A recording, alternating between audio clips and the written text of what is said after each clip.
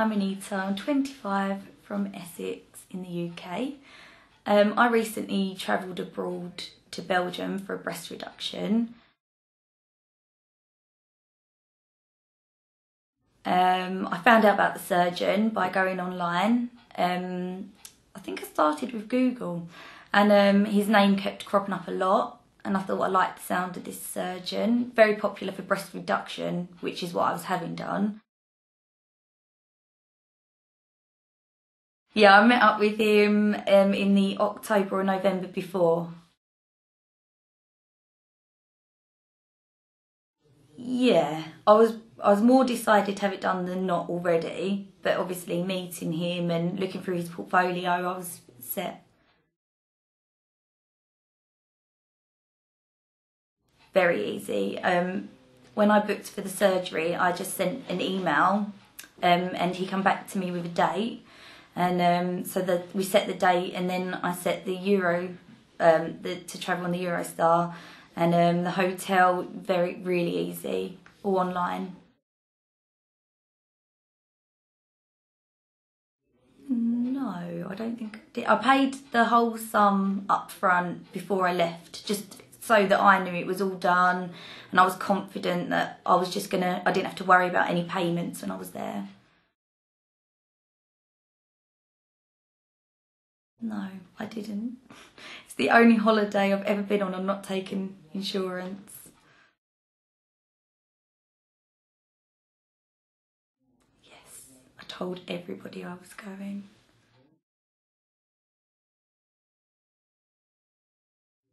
Well, I wanted the breast reduction for 7 years.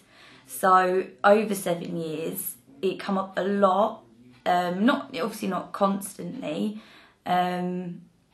My friends were all very positive. My boyfriend's very positive.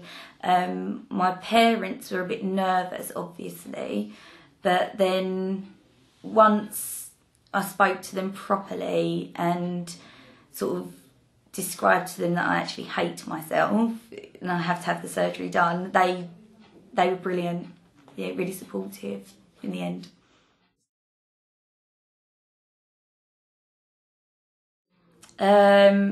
Obviously they were really big, uncomfortable. I've got a lot of damage to my back, some of which is permanent. Just it's just like being deformed, in my opinion. I mean, I know women have it done and they want to look like that, but I didn't.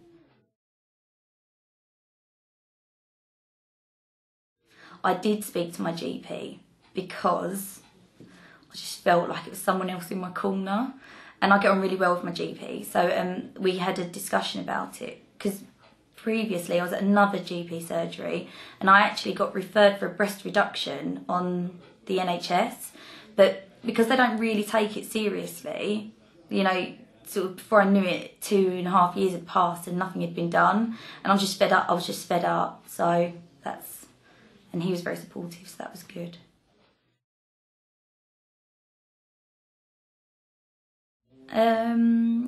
When we actually travelled to Belgium, it was just me and my boyfriend, and we had a friend actually drop us at Ebbsfleet station, and we got the Eurostar straight through, I think it was into Brussels, and then we got like connecting train. It was all so easy, so simple. I'd do it again, no problem at all. The hotel they were really good, really welcoming. I think they know what you're there for. The bed was brilliant because it was massive. So, because I was worried about, obviously after the surgery, that my boyfriend might, accidentally knock me or you think, but it was so big. We had no problem at all. Loads of space. That's really good. We did eat in the hotel for one night. That was the night before the surgery, but then after that, unfortunately, I was so sick from the anaesthetic that I didn't eat.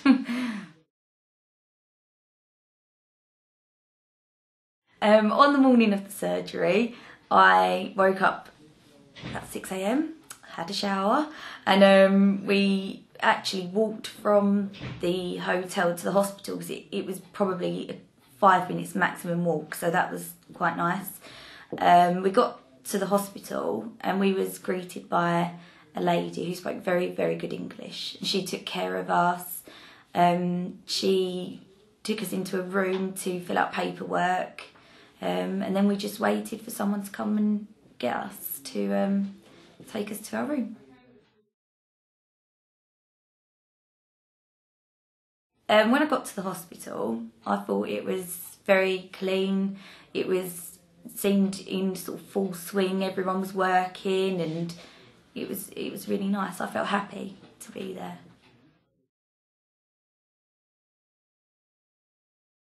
I saw Dr. Oelbrandt in the morning of the surgery. He come up to see me in my room, and just to check, everything was going ahead, which we did.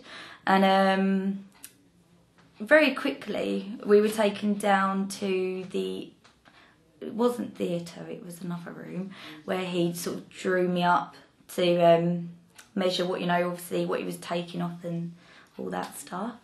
And again, really quickly, we went into the theatre, and I had the anaesthetic again really quick. It was all really sort of quick, and it was a really good experience, I was not rushed. And then I think the surgery takes about 3.5 hours. The next thing I knew, I was being woken up, and I didn't really agree with the anaesthetic very well. I was quite sick. So I got taken back up to my room, and I was asleep for a long time.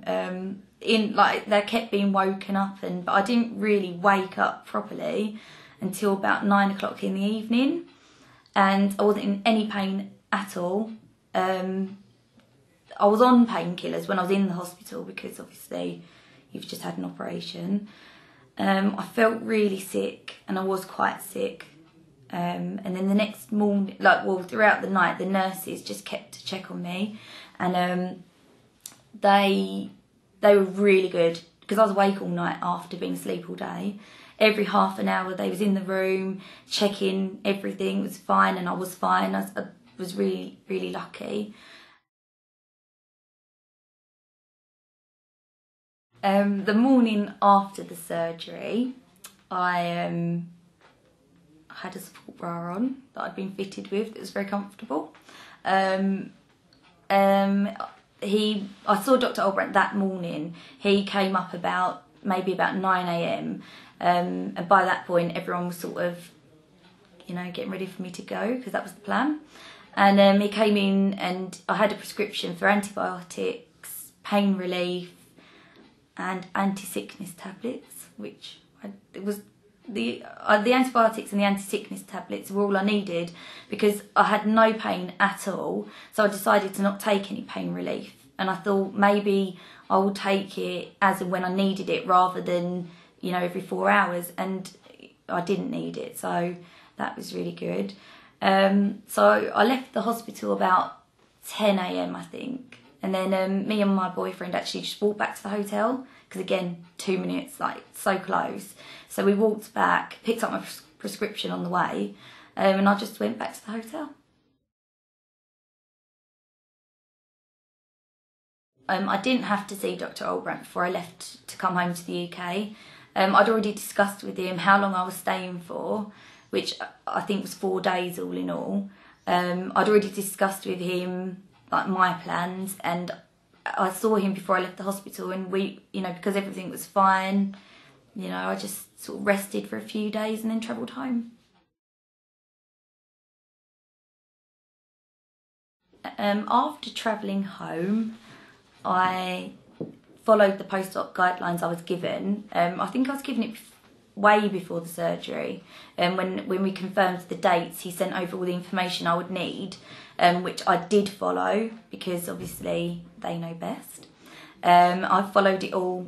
I had 5 weeks off work because I'm a hairdresser. So I'm obviously lifting my arms a lot, and you do get quite a bit of aching when the feeling starts coming back into your breast. So it was best for me to have that time off, and but after about 2 weeks I felt really good and everything was healed lovely.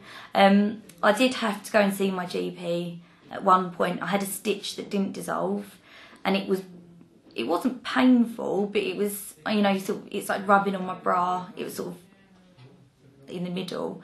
And I went to the doctors and they actually just sort of cut it down and put dressing on it, and it did sort of migrate to the surface eventually, and it did come out, so that's fine.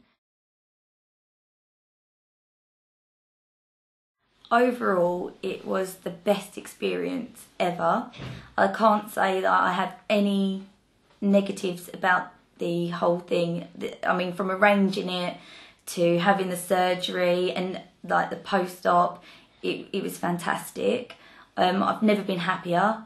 I've not had one tiny second of doubt that I'd done the wrong thing on having the surgery or the fact I went abroad. In fact, if I was to ever have anything else done, I would travel to have Dr. Oelbrandt. The travel was not an issue at all. To me, it was no different to travelling somewhere else in the UK to have it done, which a lot of people do. If I was to travel into London to have it done, you know, I could spend a couple of hours, you know, driving in and out of London. So, no, you know, it was brilliant, and I'll do it again.